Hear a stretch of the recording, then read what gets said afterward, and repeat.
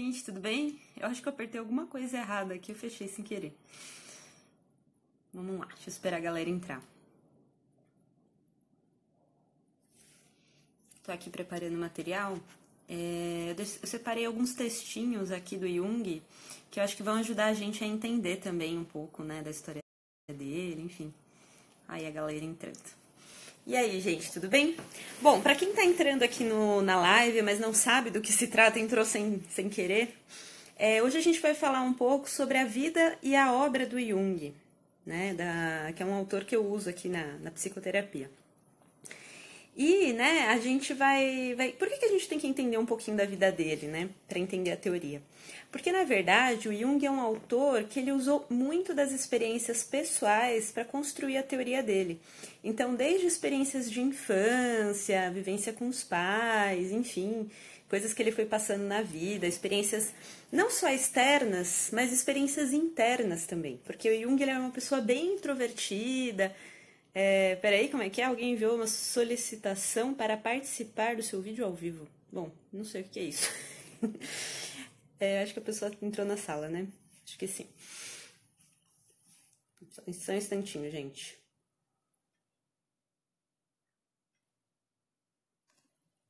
Pronto. Acho que ela apertou sem querer. Bom, continuando. Então, na verdade, assim, muitas das coisas que ele vai falar na teoria dele tem a ver com as experiências que ele teve com o próprio inconsciente, né? Então, é isso que a gente vai entender um pouquinho, né? De onde que vieram esses conceitos que, no final, acabaram conduzindo a teoria dele. Manda beijo pra minha mãe. Bom, gente, só vou esperar mais uns 5 minutinhos pra galera terminar de entrar. Que horas são? 9h02. Vamos dar mais uns 5 minutinhos e aí eu começo o conteúdo, tá? A galera tá assinando, eu não sei como assinar de volta, gente. Primeira vez que eu faço live, eu não sei mexer em nada. Se acabar a live no meio, vocês fiquem tranquilos que eu começo de novo, tá? A pessoa não é muito boa com tecnologia. Obrigada. Oi, boa noite, sou estudante de psicologia. Legal, Cristiana. Você já escolheu a abordagem que você gosta mais?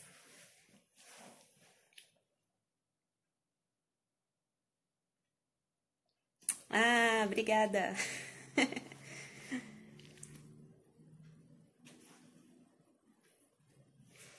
Só mais um pouquinho. Deixa eu ver. Vamos aguardar mais um pouquinho. Então, gente, aí eu separei também alguns textinhos, alguns trechos que ele fala na obra, que eu acho que de repente ajudam a gente a entender um pouquinho mais, né? A Cristiana respondeu aqui, ainda não, vou para o terceiro período, então ainda está conhecendo as teorias psicológicas. Tem muita coisa legal em várias teorias, né? Eu sou suspeita para falar, lógico que eu vou defender o Jung, né? Então...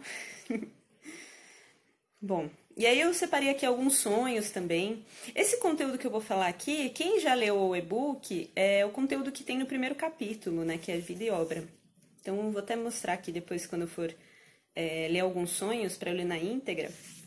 Eu vou mostrar o e-book aqui para vocês verem também, para vocês irem acompanhando. Ei, o Bruno entrou aí também, Ellen, legal. E aí vocês vão vendo também um pouquinho as imagens do e-book, enfim, que vai passando aqui para vocês verem. Tem alguns sonhos, né, que são bem interessantes. E é muito legal porque a biografia do Jung, que é o Memórias, Sonhos e Reflexões, é uma biografia bem diferente do que a gente está acostumado. Porque geralmente quando você lê a biografia de um autor... Opa, entrou mais uma pessoa, legal, seja bem-vinda, Rafa. Então, assim, né, quando a gente lê uma biografia de uma pessoa, geralmente a biografia fala muito, assim, dos feitos, o que a pessoa fez na vida, conquistas, estudo e blá, blá, blá, enfim. E a biografia do Jung, ela é bem diferente. Ixi, tem alguém falando raia aqui, não sei se a pessoa fala inglês, se falar inglês não vai entender nada. Então, assim, voltando. A biografia do Jung fala muito mais das vivências interiores. Ele fala muito mais dos acontecimentos que ele teve com o próprio inconsciente, muito mais do que os acontecimentos externos, né? Então isso já vai falar muito sobre a teoria dele, sobre o tipo de teoria que ele vai construir, né? Vamos lá, gente, 9h05, acho que já dá pra gente começar, né? Conforme a galera for entrando aí também, o vídeo fica salvo por um dia, vocês vão acompanhando. Então vamos lá, gente. Para quem não sabe, o Jung, ele é um autor suíço, né? Ele nasceu... Eu tenho uma relação de folhinhas aqui que eu deixei separado, ó, nos bastidores, que é para não esquecer de falar nada, porque tem um monte de assuntos que são legais e que vão ajudar a gente a entender melhor a teoria dele, né? Então eu vou deixar as folhinhas aqui do lado para eu não esquecer nenhum tópico, né? Nenhum aspecto seja importante falar para vocês. Então Jung, ele nasceu em 1875 na Suíça, cidade de Kessel. E o que acontece? Logo 6 meses depois, ele se mudou para um presbitério dentro do castelo de Laufen, né? O pai do Jung, se vocês, para quem não sabe, ele era um pastor luterano. E é muito interessante esse fato, porque o fato de o pai do Jung ser pastor, e ele era um pastor que tinha perdido a fé, né? Então, ele falava para as pessoas, enfim, fazia as pregações, mas ele mesmo não tinha contato muito, muito forte com a própria espiritualidade, né? E quando eu falo espiritualidade, eu não estou falando de religião, eu estou falando do contato que a gente tem com o sagrado dentro da gente. E isso era uma coisa que o pai do Jung não tinha, ele tinha perdido. Então, ele tinha muita desilusão, né, em relação a isso. Então, você imagina, né? É que nem você ser um matemático, mas você não acreditar na matemática. Então, essa era um pouco a sina aí do pai do Jung, e isso afetou muito várias reflexões que o Jung foi tendo durante a vida, enfim. O Jung, ele valoriza muito esse contato com a espiritualidade. Repetindo, eu não estou falando de religião, eu estou falando do contato com o sagrado dentro da gente. Isso vai nortear um pouco a teoria dele também, e isso acaba confundindo algumas pessoas que às vezes acabam vendo ele como místico, mas não é. Depois a gente vai entendendo um pouquinho melhor. E tem até quem diga, né, que toda a obra do Jung, tudo que ele construiu na teoria dele, na verdade foi uma resposta à falta de fé do pai dele, né? Depois tem um sonho que eu conto no final para vocês, que foi um sonho que ele teve com o pai depois de falecido, porque o pai dele faleceu sem conseguir resolver essa questão, né? Foi uma vida de sofrimento, assim, de questões, de muitas crises, assim, em relação à profissão dele como pastor e a fé religiosa, enfim, que ele não resolveu em vida. Mas depois a gente fala um pouco desse assunto mais adiante, tá? Que mais, gente, que eu ia contar aqui pra vocês? Vamos lá. Eu falei já disso, né, que assim, a biografia dele fala muito mais da experiência inconsciente, da experiência que ele teve com as próprias contato com Deus, que aí seria, no caso, seria num sentido simbólico, né, não no sentido religioso. Também pode ser visto das duas maneiras, né, enfim. Então, a biografia dele fala muito mais desses aspectos interiores do que os aspectos exteriores. Eu acho que isso é um ponto bem marcante. Tem até uma frase aqui que eu separei para ler para vocês, que está no início do e-book, né? Eu vou ver aqui pelo computador para vocês lerem junto comigo. Que eu acho que retrata bem isso que a gente está falando sobre o Jung, né? Deixa eu ver como é que eu faço para virar aqui. Pronto. Que é essa frase aqui. Minha vida é a história de um inconsciente que se realizou. Tudo que nele repousa aspira a tornar-se acontecimento, e a personalidade, por seu lado, quer evoluir a partir das suas condições inconscientes e experimentar-se como totalidade. Né? Então ele se vê dessa forma, né? Como uma pessoa que durante a vida conseguiu entrar em contato com o próprio inconsciente e trazer isso para a sua vivência, né? Então isso vai nortear bastante a teoria dele. Então vamos lá, continuando. Tem um sonho bem importante que vocês encontram nos Sonhos, Memórias e Reflexões, que é um sonho que Jung teve com aproximadamente uns 3, 4 anos, ele fala. E aí a gente já vê que ele é uma pessoa bem diferenciada, né? Porque quem que lembra sonho de 3, 4 anos? Eu não sei vocês, mas eu não lembro, não. Né? Então, você vê, assim, é muito interessante porque, mesmo como criança, ele tinha reflexões e experiências bem diferentes, né? Então, é bem interessante pra gente ver. Vou ler aqui com vocês, vou mostrar para vocês irem lendo junto, tá? Então, o presbitério fica isolado, perto do castelo de Laufen, e atrás da quinta do sacristão estende-se uma ampla campina. Então, essa é a realidade, né? Eu lembro do meu sonho de 4 anos. Ah, até parece, Ana.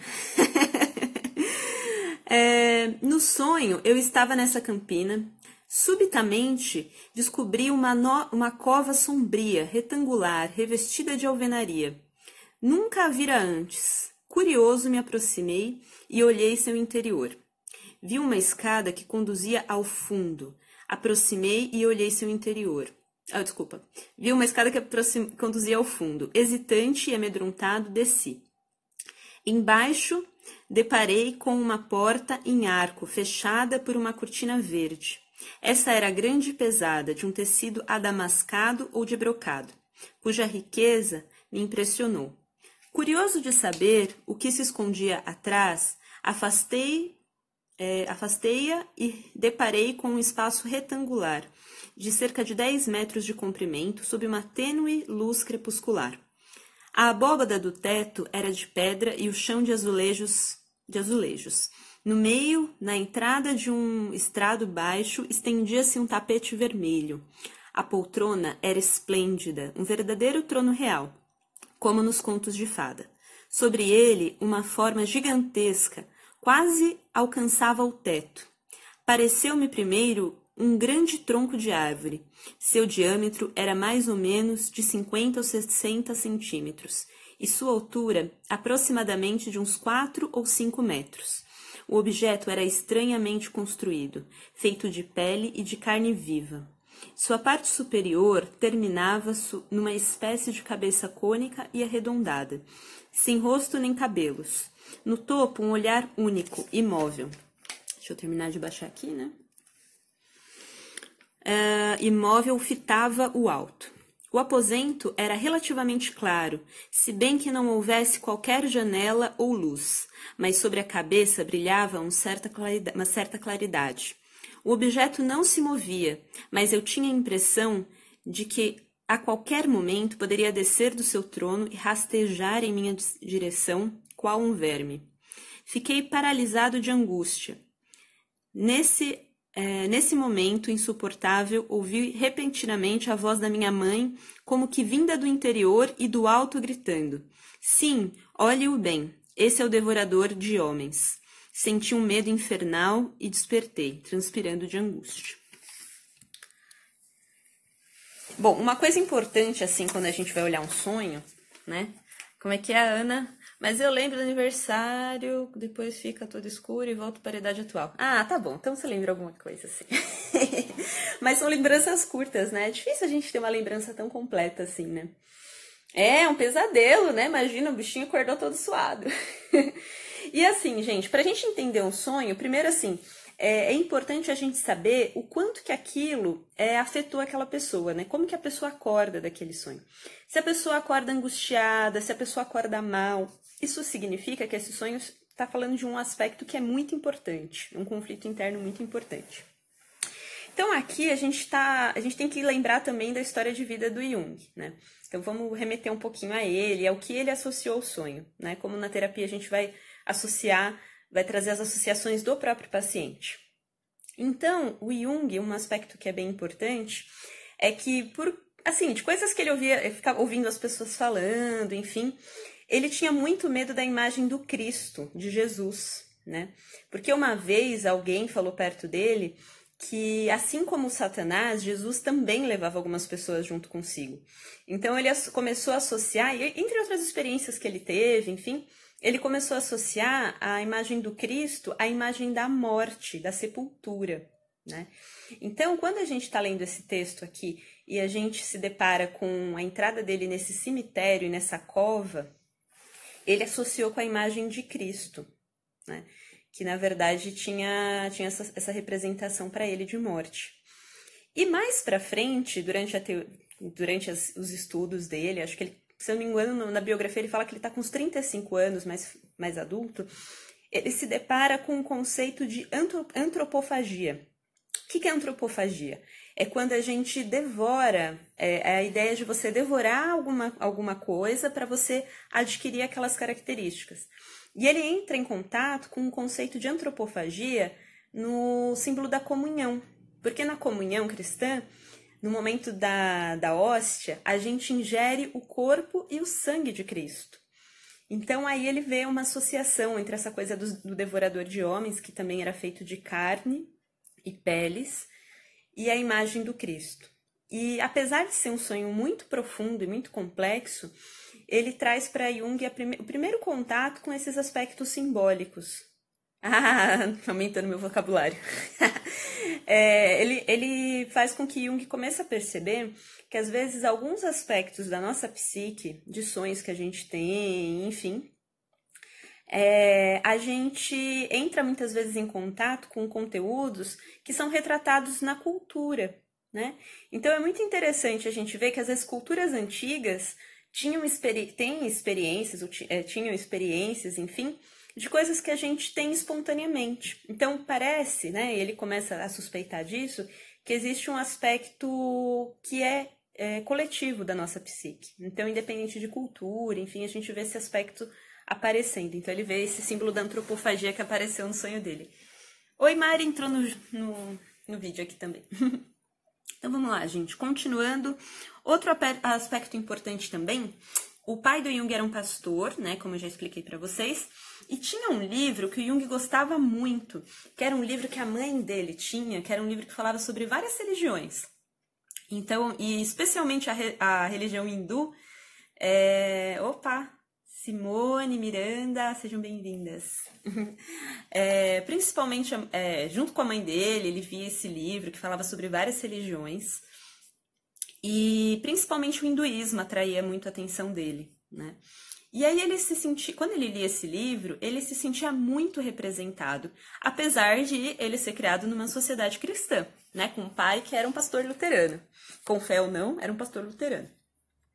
Então ele começa a perceber, né, que às vezes aspectos que são de outra cultura, de outras experiências, às vezes tem uma correlação com aquilo que a gente sente, né? Então parece que quando a gente lê uma coisa de uma cultura diferente, enfim, isso às vezes, de alguma maneira, representa também aquilo que a gente sente. Então, de novo, essa ideia de que tem um aspecto que é coletivo na nossa psique, né? Que independente de cultura, enfim, isso acaba aparecendo. Então, esse aspecto aí do contato do Jung com os mitos, né? Porque, na verdade, quando a gente olha para as religiões, a gente pode olhar num aspecto religioso mesmo, mas a gente também pode olhar as religiões como mitos, né? Por exemplo, nós que somos ocidentais, por mais que você não seja católico, não seja evangélico, a gente é norteado pelo mito cristão.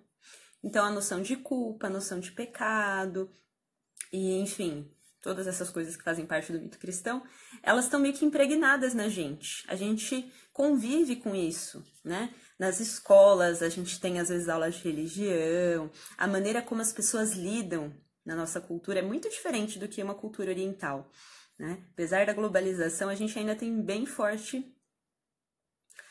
crenças são mitos. E esses mitos são super poderosos. E eles norteiam a nossa vida, mesmo sem a gente nem perceber. Então, às vezes, a pessoa pode até ser ateia, ou ateu, sei lá, e mesmo assim ser afetado pelo mito cristão, porque isso está na nossa psique, né? Isso está na nossa vivência coletiva.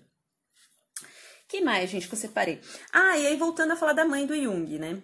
E uma coisa que Jung vai falar um pouco do contato com a mãe dele, é que ele percebia que ela tinha como se fosse uma dupla personalidade, né?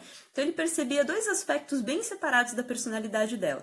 Um lado que era doce, que era aconchegante, que era carinhoso, né? Um lado muito meigo, que principalmente durante o dia esse lado era mais ativo.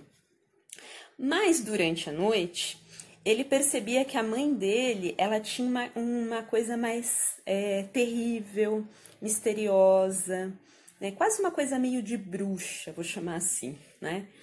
E ele tinha muito medo. Então tem até um relato que ele fala, vocês entenderam? Tem um relato dele que ele conta quando a irmã nasceu, que teve um momento em que os pais dormiam em quartos separados, enfim. A mãe era o demônio aqui. Quando eles dormiam em quartos separados, o Jung dormia com o pai e a mãe dormia no outro quarto. E nessa época, ele meio que ficava com muito medo dessa mãe, né? Então, ele realmente vivia muito esse contato com essa dupla personalidade aí da mãe. O pai pastor e a mãe Wicca, vixe! Que confusão, né? Imagina. Ela não era Wicca, não, gente, modo de falar. Mas ela tinha esse contato com... Tanto que a gente vê que era ela que introduziu ele nesse livro, que falava sobre as diversas religiões. Então ela tinha um pouco esse contato com os mistérios da vida, vamos chamar assim. Eles ornavam. E aí, né? Mais pra frente, isso também, Jung começa a perceber que ele também tem essa dualidade, né? E que, na verdade, essa dualidade faz parte da nossa natureza, porque a gente também tem uma personalidade que é consciente, né? Então, eu tô aqui falando com vocês, Camila psicóloga, que tem algumas características que são óbvias pra mim, para as pessoas que convivem comigo, mas tem muitos aspectos da minha personalidade, da personalidade de vocês, que eles são ocultos pra gente mesmo e até pros outros. A mãe já tinha a mente aberta naquela época, você vê, né? Sempre as mulheres. Brincadeira. E assim, né? A gente também tem um outro que vive dentro da gente, que seria esse aspecto mais inconsciente da nossa personalidade, que também está presente. Então, quando a gente toma uma atitude extremamente consciente, a gente é muito racional, muito lógico, e a gente não leva em consideração aquilo que a nossa alma está pedindo, aquilo que vem realmente das nossas profundezas, do nosso inconsciente, a gente acaba se dando mal, porque aí o nosso inconsciente sabota a gente, né? Então, por exemplo, você tá apaixonado por alguém, e você fala, puta, eu não vou ligar pra essa pessoa não, uma pessoa que se dane e tal. Aí o que acontece? Um dia você vai ligar pra outra pessoa sem querer, você liga pra ela. Porque você tá negando a sua realidade inconsciente, aquilo que você tá sentindo mais profundamente. Não significa que é pra você sair fazendo tudo que inconsciente, que der vontade, não é isso. Mas é a gente ter consciência das coisas que estão dentro da gente e a gente tentar balancear, não dá pra negar o que a gente sente, né? Então tem esse aspecto da mãe, que eu acho que é um aspecto bem importante pra gente entender, que ele vai falar disso depois. E tem um aspecto muito legal aqui, que o Jung, ele era um menino muito sozinho. Negando as aparências, disfarçando as evidências. Ato falho isso, né? Que ato falho? Eu nem lembro o que foi que eu falei. Mas enfim. Jung, ele era um menino muito sozinho, né? E ele conta que na época de escola dele, porque teve 2 momentos. Teve uma primeira escola que ele frequentou, e nessa escola ele tinha amigos, enfim. Mas que às vezes ele meio que fugia do convivência com esses amigos, porque ele sentia que quando ele convivia muito com os outros, o mundo interno dele ficava mais adormecido. Então, esse contato com as nossas emoções, com a nossa imaginação.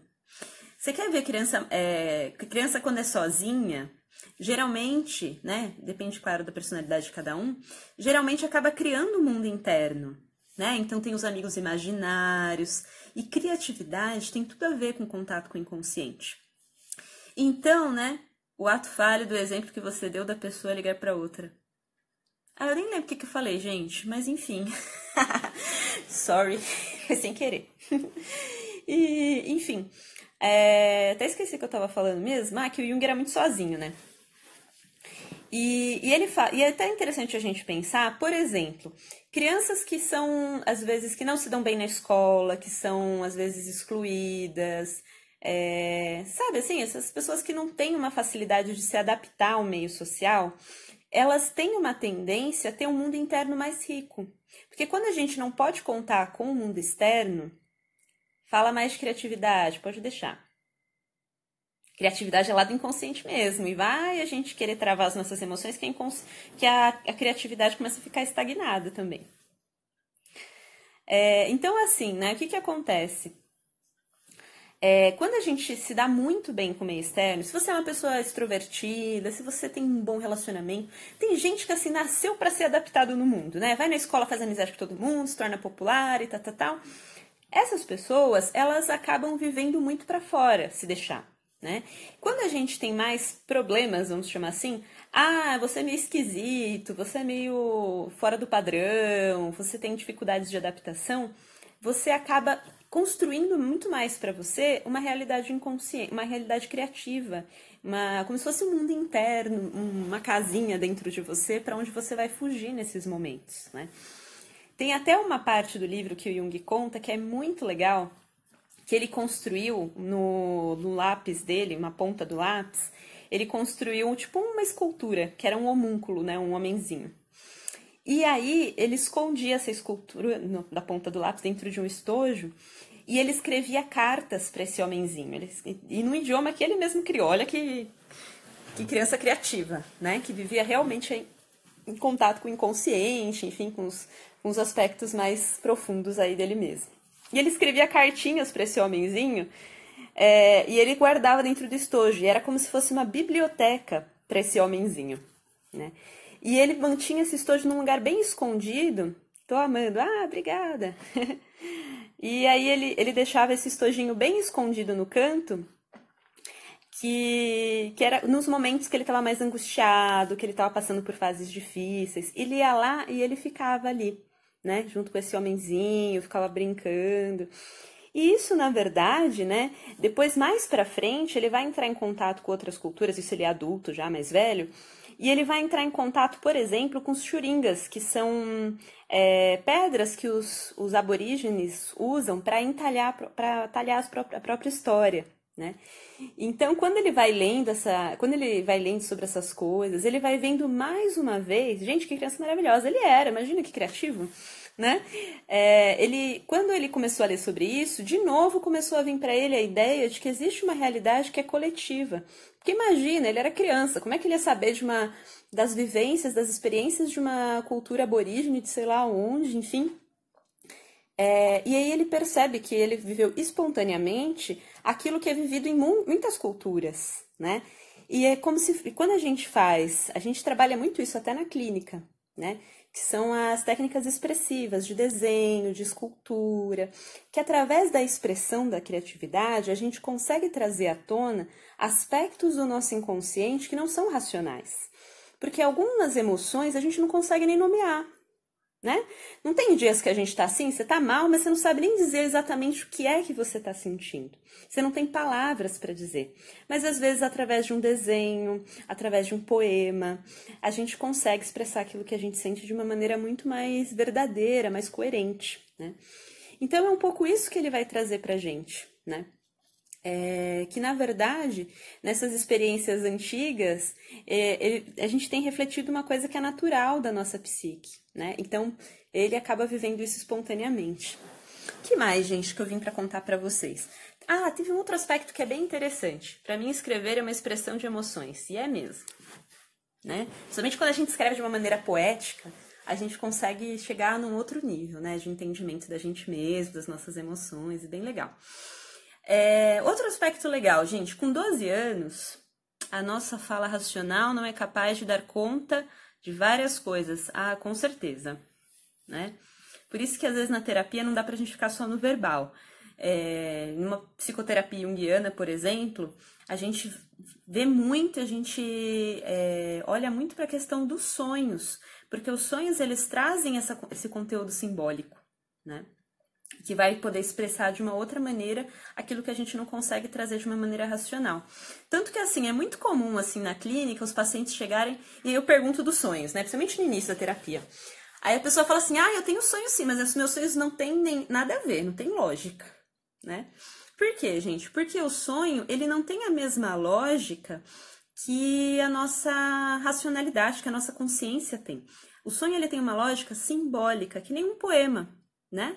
Então, a gente tem que entender ele de uma outra maneira. Ele não é tão literal, tão óbvio. Às vezes ele tem um conteúdo que a gente precisa de um pouco mais de tempo para entender.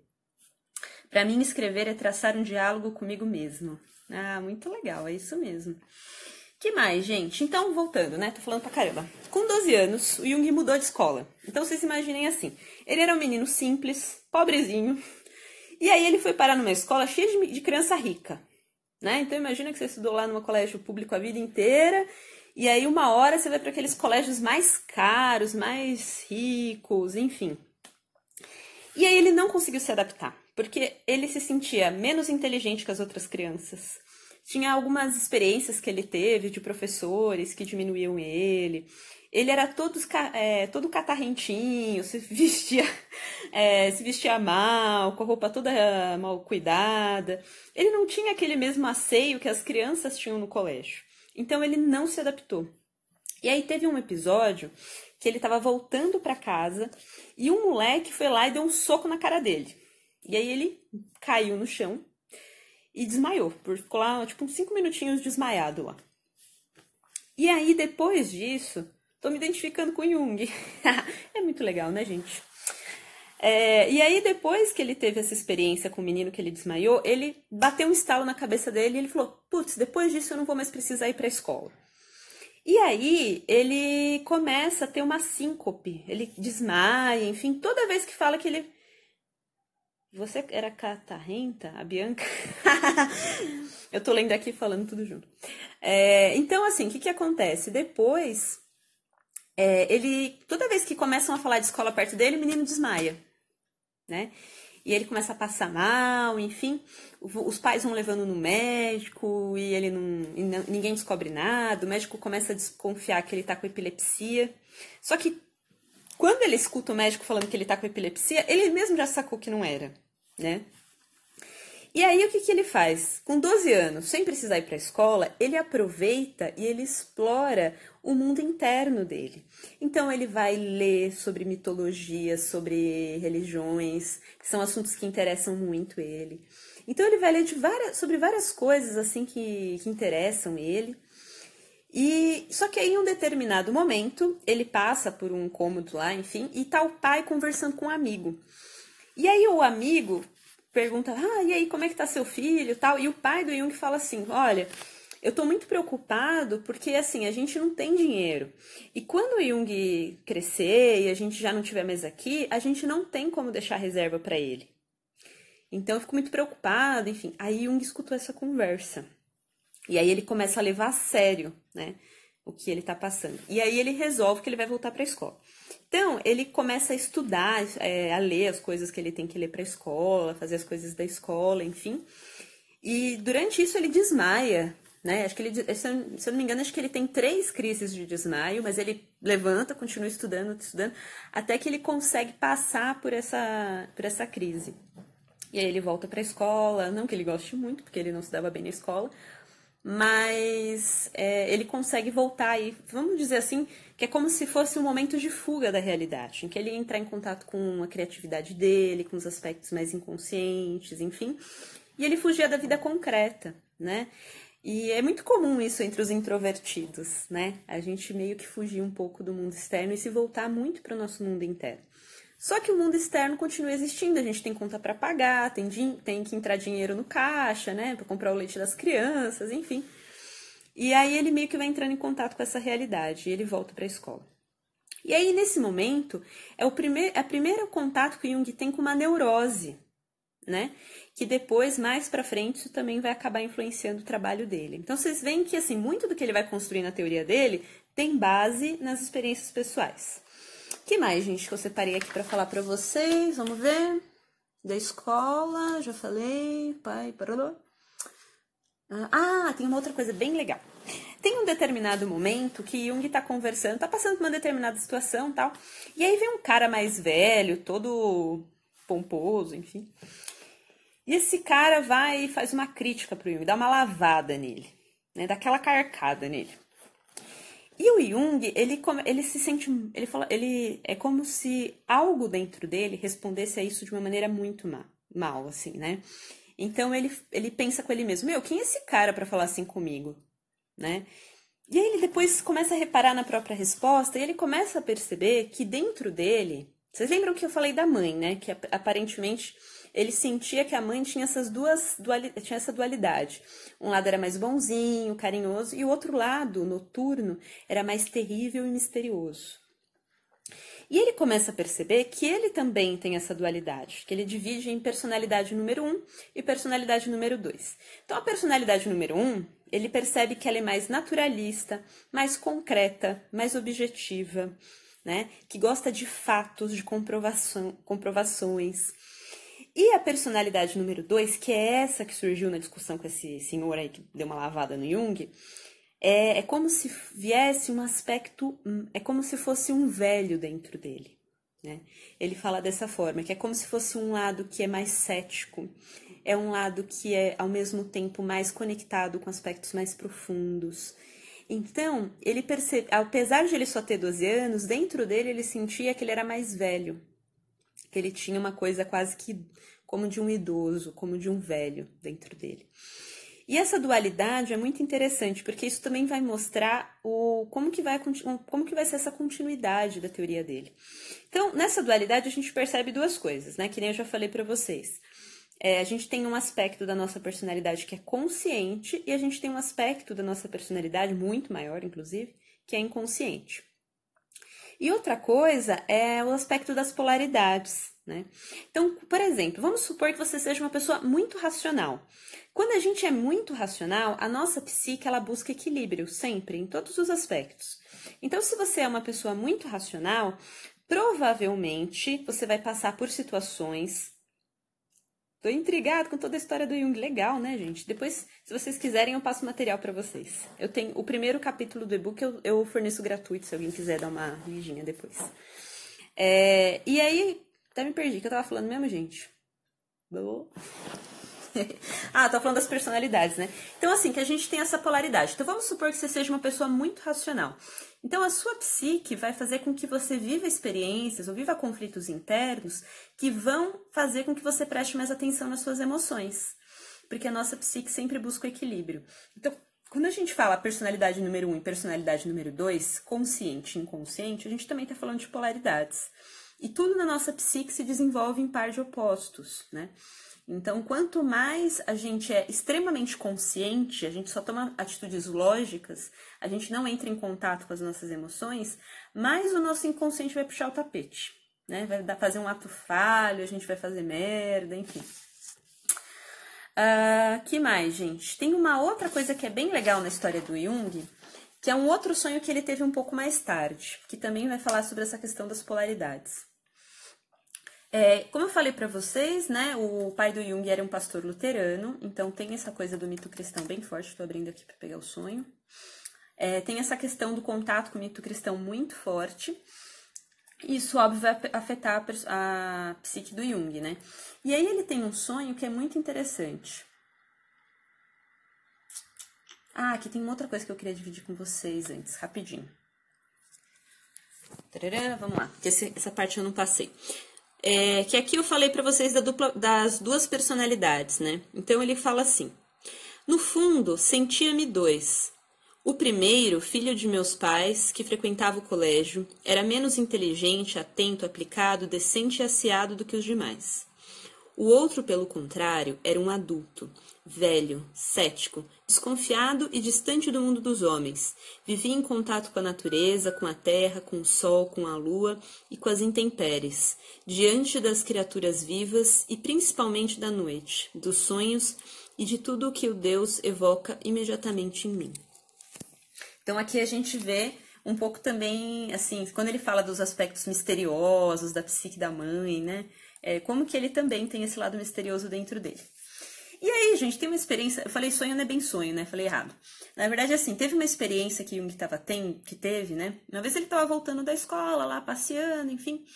E aí vieram pensamentos muito lindos na mente dele. Ai, que céu lindo, que não sei o que lindo. E um contato com a divindade. Então ele, poxa, mas Deus é maravilhoso e não sei o que. Então ele estava com esses pensamentos, assim, muito bonitos, enfim. E, de repente, ele pressentiu que começava a aparecer um pensamento muito pesado na mente dele. Muito pecaminoso, ele tinha essa sensação. E ele se sentiu muito mal com isso. Então ele segurou, ele não deixou esse pensamento vir.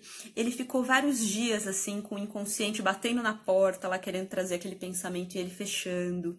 Passou mal, ficou angustiado, enfim, foi uma tortura. Até que chegou um momento que ele tomou coragem e falou: vou deixar esse pensamento vir. E ele se abriu para esse pensamento, para a coisa fluir, né? E bom, vocês já devem ter vivido isso em algum momento. Às vezes começa a vir coisas na nossa cabeça que a gente não quer pensar, então a gente afasta aquele pensamento, coisas que a gente não quer enxergar, enfim, a gente foge daquilo a todo custo, mas o negócio continua cutucando a gente, né? Então ele conta aqui, vou ler esse trechinho para vocês, que acho que fica mais na íntegra. Reuni toda a coragem como se fosse saltar nas chamas do inferno, e deixei o pensamento emergir. Diante dos meus olhos ergue-se a bela catedral e em cima o céu azul. Deus está sentado em seu trono de ouro, muito acima do mundo, e embaixo do trono um enorme excremento cai sobre o teto novo e colorido da igreja. Essa se despedaça e o muro desaba. Mas, apesar do que seria normal, enfim, do que ele pensava que ia acontecer, de ter, de repente, um incômodo com esse pensamento, ele se sente muito tranquilo, né? É como se sentisse uma espécie de iluminação. E ele começa a perceber que, na verdade, existe essa polaridade dentro do mito cristão. Existe um aspecto sagrado e um aspecto profano, né? Quando a gente vai falar, por exemplo, na radiestesia, na alquimia, o ouro, né, que é um aspecto assim super solar, super, enfim, valorizado, ele é correspondente ao excremento, né? Não sei quem gosta de alquimia, se vocês sabiam disso, mas ele tem essa polaridade. Então, aquilo que é mais alto e aquilo que é mais baixo tem uma correspondência, né? Então, por exemplo, tem até uma frase do Nietzsche que diz, né, que para uma árvore, para a copa de uma árvore alcançar os céus, as suas raízes precisam alcançar os infernos, né? Então é disso que a gente está falando, né? A gente conseguir abarcar essas polaridades. O ideal, né, para que a gente tenha um melhor amadurecimento emocional, psíquico, é que a gente tenha equilíbrio.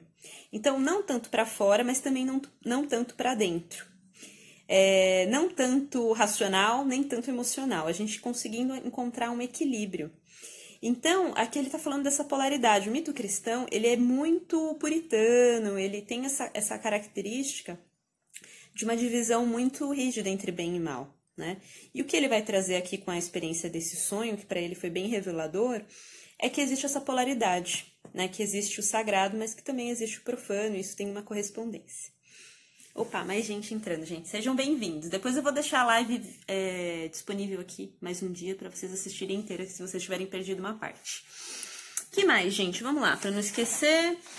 Bom, aí Jung chegou uma época que ele vai escolher a faculdade que ele vai fazer, né?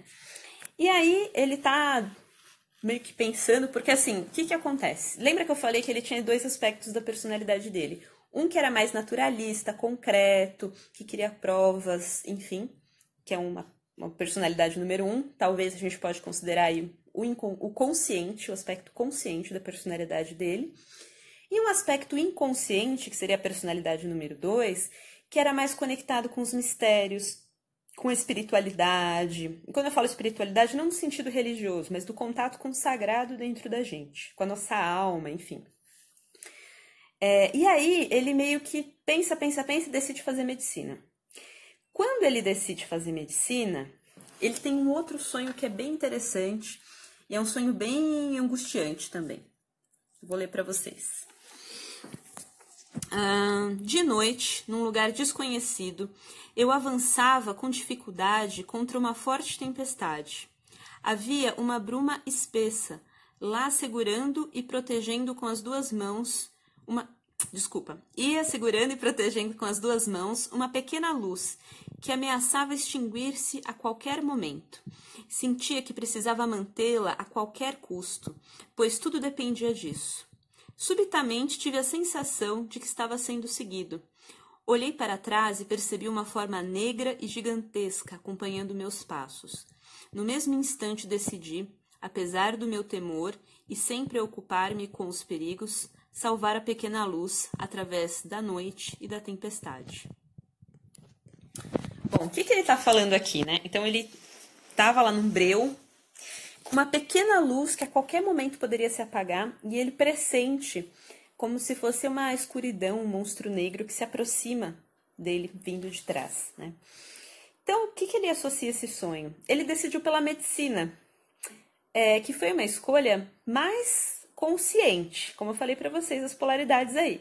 Então, ele fez uma escolha considerando a personalidade número 1, que era mais naturalista, que queria saber como as coisas funcionavam, mais racional. E ele estava negando o aspecto da personalidade número 2, que era mais conectada com os mistérios, com os aspectos mais profundos, enfim. E que foi, né, assim, renegada por algum tempo aí, no momento em que ele decidiu fazer medicina. E aí depois fez medicina, terminando, ele tinha que escolher uma especialização, para que lado que ele ia da medicina. E aí tava xeretando, não tinha a menor ideia, pensou em ser cardiologista e um monte de outras coisas. E aí ele entrou em contato com um texto de um autor, um psiquiatra, que era mais sensível. E esse texto desse psiquiatra, esse livro desse psiquiatra, fez com que ele enxergasse de uma outra maneira a psiquiatria. Opa, mais gente entrando, sejam bem-vindos. Que ele entendesse de outra maneira a psiquiatria. E ele começou a perceber que, através da psiquiatria, ele poderia viver tanto a personalidade número 1 como a personalidade número 2, porque tinha um aspecto orgânico do corpo, mas também tinha um aspecto espiritual da alma, né? Então, ele consegue aí conciliar esses dois aspectos da personalidade. E aí acalma um pouco as exigências do inconsciente. Deixa eu ver quanto temos. Gente, falo pra caramba, né? Já é 15 para as 10, eu não falei nem metade do que eu tinha pra falar. Mas enfim, continuando. Tararam. Eu vou pular umas partes pra gente ver o que era realmente mais importante, né?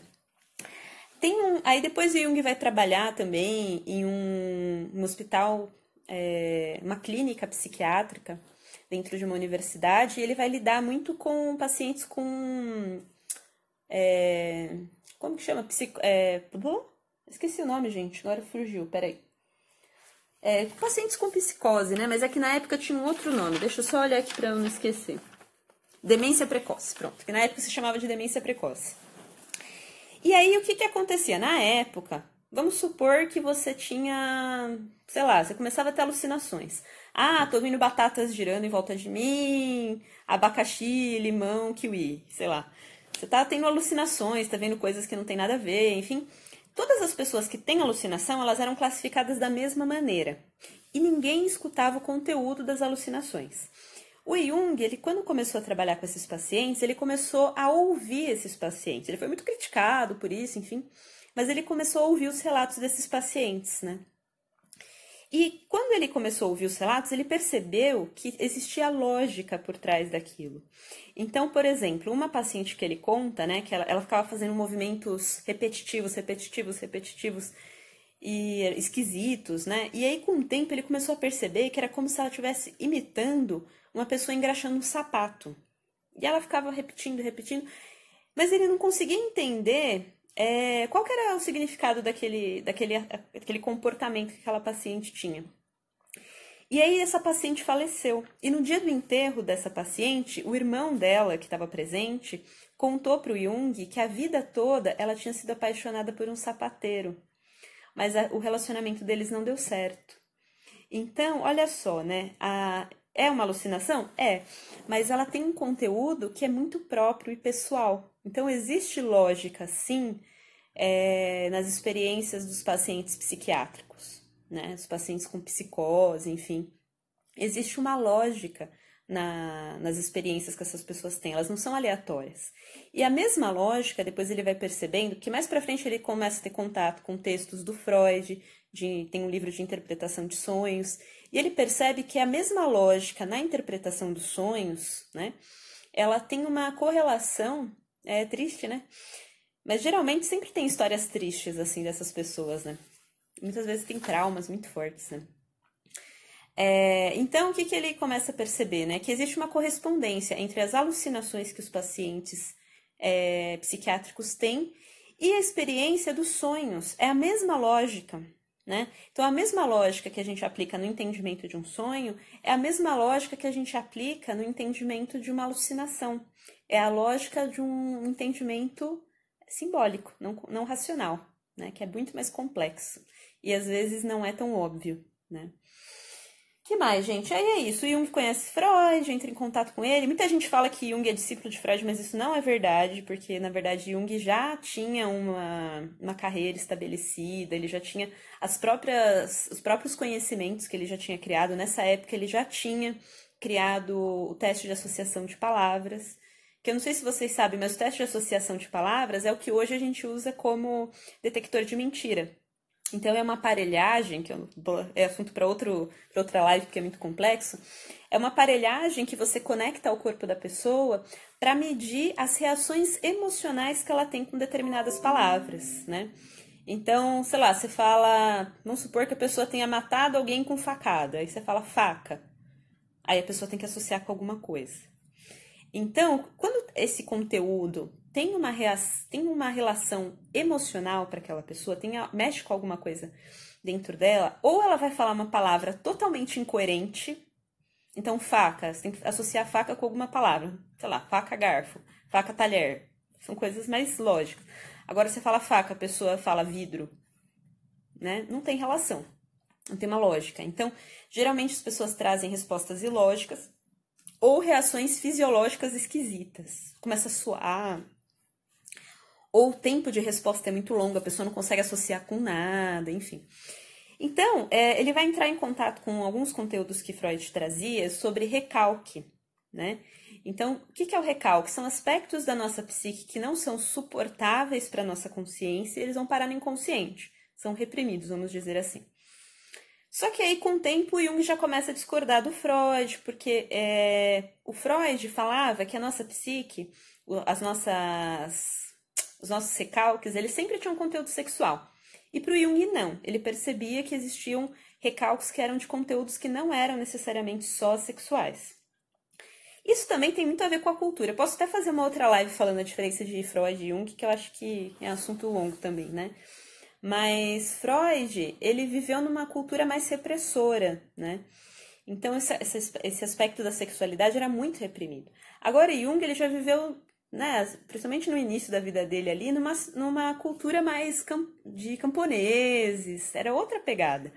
Então, como camponês, você lida com os animais, você lida com a vida instintiva, você vê animal transando, você vê algum animal lá ficando a fêmea ficando grávida, enfim. Então, você tem contato mais com essa vida instintiva. Então, esse aspecto da sexualidade não era tão reprimido pelo Jung. Não era uma repressão, não era uma questão tão forte para o Jung.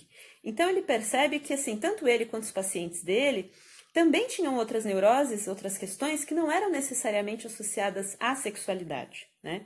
Isso também tem muito a ver com a cultura. Mais pra frente, gente, deixa eu ver quanto tempo temos. 10 minutinhos. Tá. Uma coisa que eu acho que é legal falar é que Jung depois rompe com Freud, né? Tem um livro que se chama Símbolos da Transformação. E tem um capítulo que se chama o Sacrifício. E nesse capítulo, ele vai falando algumas coisas que ele sentia e, assim, toda a discordância que ele tinha em relação à teoria do Freud. E, por fim, eles acabam rompendo, né? E aí ele até tem um textinho aqui que ele fala assim. Cadê? Não, aqui é o sonho. Vamos voltar mais um pouquinho. E ele viveu uma fase bem complicada, assim, né? Quando ele começou a se afastar.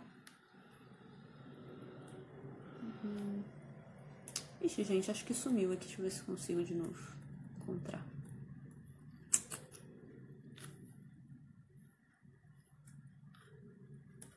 Aqui, ó. Depois da ruptura com Freud, todos os meus amigos e conhecidos se afastaram de mim. Meu livro não foi considerado uma obra séria. Passei por místico e, desse modo, encerraram o assunto. Aí fala de 2 amigos dele aqui, foram os únicos que ficaram ao meu lado. Mas eu tinha previsto a solidão e não me iludi acerca das reações dos pretensos amigos. Muito pelo contrário, refleti profundamente sobre o assunto.